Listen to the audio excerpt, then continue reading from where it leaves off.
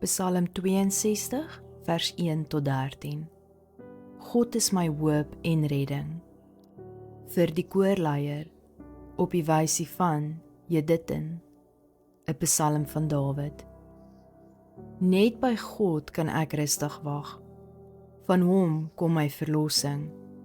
Net hy is my rots en my redding, my vesting waar ek baie stewig staan. Hoe lank sal julle 'n mens aanval? Hulle almal probeer om my dood te maak. Ek is reeds soos 'n bouvallige muur of 'n vervalle heining. Hulle wil my ereplek ontneem. Hulle geniet dit om leuns te vertel. Met hulle mond seën hulle my, maar in hulle harte vervloek hulle my. Sela. Ek wil rustig op God wag, want van hom kom al my hoop. Net hy is my rots en my redding, my vesting waar ek stewig staan. God is my redding en my krag. God is my sterke rots en my toevlug.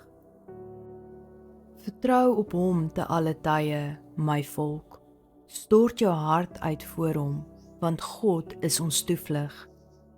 Sela. Sekerlik is mense net 'n asempie en die mensdom onbetroubaar. Op die weegskaal weeg hulle niks. Saam is hulle ligter as 'n windjie. Moenie vertrou op afpersing of valslik trots wees op rowery nie. En as jou rykdom vermeerder, moenie dat jou lewe daarom draai nie. God het duidelik gepraat. Ek het dit telkens gehoor. Die mag behoort aan God, en ook die trou behoort aan U, Here. U beloon elkeen volgens sy dade. As vandag se boodskap vir jou iets beteken, deel dit asseblief met ander en gee die video 'n like.